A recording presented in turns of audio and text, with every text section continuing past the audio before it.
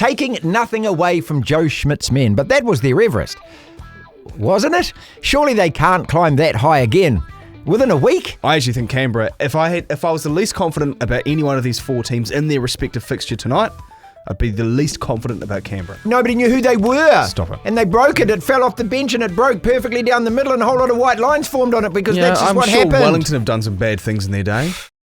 Welcome to the DSPN. Team New Zealand's in trouble. He's done it again, Ricky heard it. The Devlin Sports Podcast Network. Welcome to the podcast, people. Marty, Devlin, Lachlan Waugh. Looking forward to another just awesome weekend of live sport. We've got rugby on. We've got two brilliant games of NRL tonight. We've got Premier League right across the weekend. We've got NPC Rugby as well. Women's World Cup kicks off all of that. Today on the show, if you're listening on Rover, watching on Spotify video, Apple Podcasts, the DSPN YouTube channel, Tony Johnson running his expert eye over the naming of the All Blacks to play Argentina in the second test for us. We're going to have a good old ding-dong with what is more chance of happening. And going live, we're broadcasting live again Sunday morning, straight after the All Blacks finish up with Argentina. We'll be in the studio here doing that. So do join us for that on the DSPN YouTube channel. Always hit that subscribe button for us. And if you know somebody that you think would like to listen or watch this, then let them know. The more, the merrier. We welcome all. Love your comments as well. Love all your feedback and the engagement. Thank you so much for supporting us. We begin the show the same way every day. We live in an amazing, amazing world, and it's wasted on the crappiest generation of just spoiled idiots. Righto, folks, in the words of my great old friend and colleague Brian Ashby, time to calm the farm. We've had our fun, we've lauded the Aussies, we've lampooned the Saffers, we've loved the upset at Ellis Park and milked it all week like a morning herd on the herringbone. Enough! Last weekend's games are now history, and long we will look back in awe and wonder at that result on the high veld in years to come. But it has also been and gone, and now we turn our attention to round 2 of the Rugby Championship. The same two fixtures as well, taking place again this weekend. And I, just like I did a week ago, will happily predict the same two winners, South Africa and New Zealand, to win Sunday morning New Zealand time. The All Blacks to improve again in performance, if not scoreline. The Springboks to do what they were expected to do and comfortably beat the Wallabies. Normal order will be restored in World Rugby in Cape Town. I have no doubt about that. Why? Because this is not a Springbok side that loses back-to-back matches. It's certainly not a side that loses them at home, and a stung, wounded, embarrassed Boks side won't make those same mistakes twice. Again, I'm happy to be proved wrong, and I hope to be. But I also believe that was a one-off out-of-the-box collapse from the Boks, and it won't be repeated. Well, maybe the first 22 minutes of that game will be. What won't happen again will be the second half capitulation, the breakdown in communication, the inability to win the breakdown, and the surrendering of so many soft tries to the Aussies. Taking nothing away from Joe Schmidt's men, but that was their Everest, wasn't it? Surely they can't climb that high again within a week? It's possible, but for me, unlikely. Why? Because I still don't believe they're that good a side. And by that, no disrespect, but by that I mean not good enough to go to South Africa and win twice. And I base that on those first 20 minutes where they looked like they did in the first half of the first test versus the Lions. Not only second best, but barely able to physically compete. The Boks are hurting. We know that. There will be a response. We expect that. Rassie, Erasmus and all their fans demand that. I also expect the All Blacks to improve, the backline to be more cohesive, the passes to stick, the option taking better. The All Blacks were satisfied with many aspects of our game in Cordoba, but we're a team that is always striving to raise the bar, and I think we will. The Springboks sunk as low as they'll ever go at Ellis Park. So here's the call. Boks win, All Blacks win, order restored. It's Friday, Lachlan. That means it's time for a good healthy round of... What has more chance of happening? I present some scenario situations, fixtures for you, sport across the weekend. We've got International Rugby Championship. We've got NRL and a couple of crackerjack matches tonight. We've got Premier League. We've got Women's World Cup on. We've got NPC Rugby. We'll try and cover as many as possible. When this guy yells, on to the next one we go. Let's kick it with TRC. And we did this one last week. What is more chance of happening? Australia beat the Boks in Cape Town, or Argentina beat New Zealand at Buenos Aires? And given what has happened in the last 6 or 7 days, the fallout and everything else, what is more chance of happening out of those two?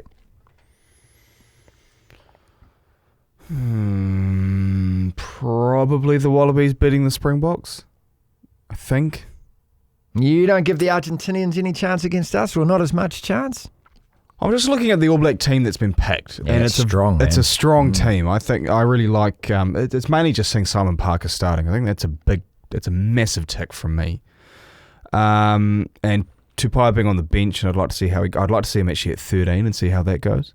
I don't know, because I don't want to ride off the Pumas at all. And I'm not going to act like that the Springboks aren't going to respond, but at the same time, the Wallabies proved last week that they can go toe-to-toe with the best in the world. How good would it be if they managed to do it again? Oh, well, they do us a massive favour because it probably gives us the Rugby Championship, because I'd imagine that we'll at least win one against Australia. Yeah, because we've got them at Eden Park. If they go and beat the Boks twice in South Africa, I don't know the last team that did that. Maybe the Lions did it in 97. We did it in 96. I think, didn't Ireland do it in 2016 or 15 or 14, around there? They went to South Africa and they won at least one. They might have won two. No one goes to South Africa and wins back-to-back matches like that within a week. So, did the All Blacks ever do it? Yeah, 96. We won 3 in a row. And then we lost that last one. It was a really weird thing, okay? So the official test series were the last 3 tests. The first test was the last test of the then Tri-Nations. And so then we had a tour afterwards. But all 4 tests were on consecutive weekends. So that's weird. For all of us fans who've gone through, the oldies in the audience will remember 65 tour and 70 tour. I was around for 76. I saw that. So for anyone who, they were 4 test series. So this felt like a 4 test series. And we won it 3-1. I don't care what anyone bloody says about it. I can only really think about the Tri-Nations competitions where we would play South Africa and Australia 3 times, and one of them would have twice at home, one on the road. Okay, so who do you give more chance of winning here, Australia or the Argentinians? Probably Australia. That's not a confident pick. What is more chance of happening tonight? I mean, and is this the kind of the 2 finals before the grand final as far as the NRL is concerned? Panthers Raiders backed up by Storm Bulldogs. What is more chance of happening? Panthers beat the Raiders or the Bulldogs beat the Storm? Probably Panthers beating the Raiders. Again, I don't know. Do you reckon that any team can win these games tonight? What do you mean? Or any of the 4 teams can win these games? Of course they can. See, I don't believe the Bulldogs have got it to beat the Storm. Well, the Storm don't have Jerome Hughes. Yeah, but it hasn't really stopped them. The Bulldogs are one of the best, if not the best, defensive team in the competition. Well, they just shipped 30-something points against the Roosters last week, right? That is very true. Okay. I'm just trying to think of the matchups between all 4 where they've played each other. The Panthers beat the Bulldogs very narrowly not long ago. 8-6, I think it was. The Bulldogs came back from quite a margin to beat the Raiders. They were down 20 poinds at half-time, remember, earlier in the season. In Canberra. And blitzed them in that second half. I think it was during the Origin period. I'd actually be more confident in the Bulldogs beating the Storm, but you asked if... What did you ask? You asked if Panthers beat the Raiders. Panthers beat Raiders or Bulldogs beat Storm? Panthers beat Raiders. Yeah, that one. But I give the Bulldogs a hell of a chance against Melbourne. I give Melbourne a chance against the Bulldogs. Panthers, absolutely. I don't think they're going to lose back-to-back games. I think on the stretch of 3, they go 2-1, which, I think they'll beat Canberra. I actually think Canberra, if I was the least confident about any one of these 4 teams in their respective fixture tonight, I'd be the least confident about Canberra. How good tonight? If you got no plans... Which is weird, they're top of the table. Yeah, if you got no plans tonight, there's your plans. 8 o'clock, 10 o'clock. Yes! 2 fantastic games. I could have gotten that wrong. More NRL. What is more chance of happening? Titans beat Warriors this weekend? Yep. Or Knights beat Broncos? Now, let me go through the form here. Titans. Loss, win. Yeah, who was the one win against? Warriors. Yeah. Loss. So they've won 1 out of their last 8. Here's the Knights. Loss by loss. Okay? Okay, well, the Knights are sliding. They've already pretty much sacked their coach. No, they've slid. Yeah. They're already off the cliff. Their coach it was announced a month or so ago that he's, not announced, but he's gone. The rumours were swirling. The Knights are also just a disgusting team to watch right now. They got absolutely killed by the Cowboys, who themselves aren't a great side last weekend. 38-4, was it? Yeah. And as much as the Broncos, I am the first to say, never put money on this team because you never know what you're getting. On their day, they're great. At their worst, they are just infuriating. And whether you like it or not, Warriors fans, there is one team that you've really struggled to beat over the last few years. And it's a team that you should be beating. No, but it's a team you should be beating, and it is the Titans. Now, also, the Titans are at home. The Titans are competitive on their day. The Knights are rubbish right now. Brisbane looked good last week. The Warriors haven't looked good for 2 months. The last time they looked really good was that Sharks win, which they looked spectacular in, by the way. I'm just hoping that the St George gives them the confidence. Based on what? Based on hope. They were sorry. The war. That was based on they didn't play that badly. It was a win, 2 points.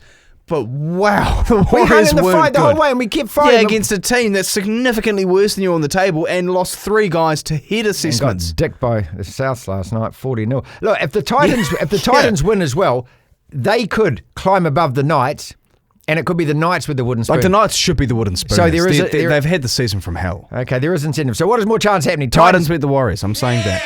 But also, I don't like the Warriors. So what do you expect me to say? NPC Rugby. I've picked 2 fixtures here: Hawke's Bay, Canterbury. Auckland, Northland. Hawke's Bay and Canterbury both 3 out of 3. Okay. Auckland haven't won yet. 2 narrow losses. Got dicked by Taranaki last weekend. Northland beat Southland. That's their 1 win. 2 losses on the back of that. Yeah, but they looked all right against Taranaki in the first week. Yeah. Okay. Tasman, Tasman were too strong for them. Yeah, Tasman probably deserved that, to be fair. What is more chance happening? Hawke's Bay at home to Canterbury or Auckland at home to Northland?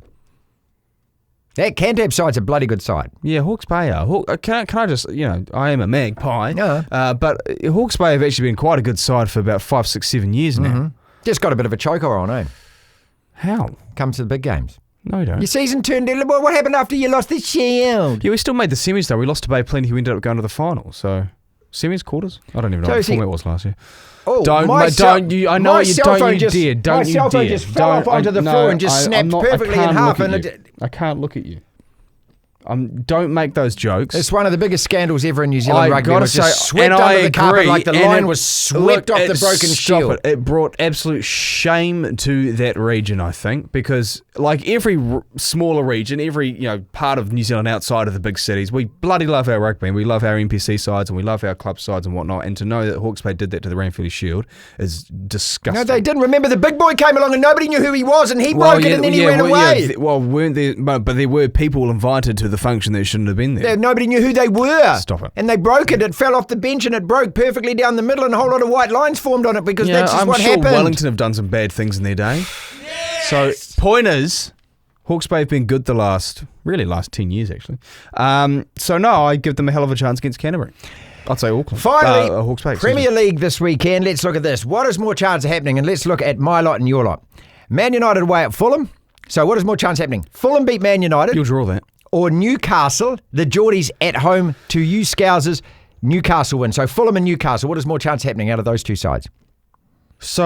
And Newcastle's best striker, Isaac, is actually going to join. Isaac going to join Liverpool. Well, it's been rumoured for months. I don't know if it's actually going to happen because our manager came out this morning, I think, and said that he expects us to be rather quiet in the coming days in the transfer window. You got enough good players. You don't need any more. Oh no, we're not. No, we've lost. We're not as deep as we were, and we weren't deep as it was. So you're asking me. Let's flip it around. You're asking me. Is there more chance that Manchester United, who finished 15th on the table last year, lose? Yes. Or Liverpool, who are the defending champions, lose? Yeah. There's more chance that Manchester United loses. Really? Do you think? I will say this, though. What about just give us a goal? There's more chance of Man United scoring a goal or Liverpool lose. If your keeper had just been a bit more coherent in his job and was able to do it a bit better, you would have drawn with Arsenal because you were better than them. They didn't look good at all, I didn't think. They didn't fire a shot. Liverpool also have a couple of injury troubles and our defence is concerning. There's more chance that Man United loses because you guys are just an abomination. The overall Man United sort of situation of how many years now has just been an absolute abomination. It's only been 14 years, mate.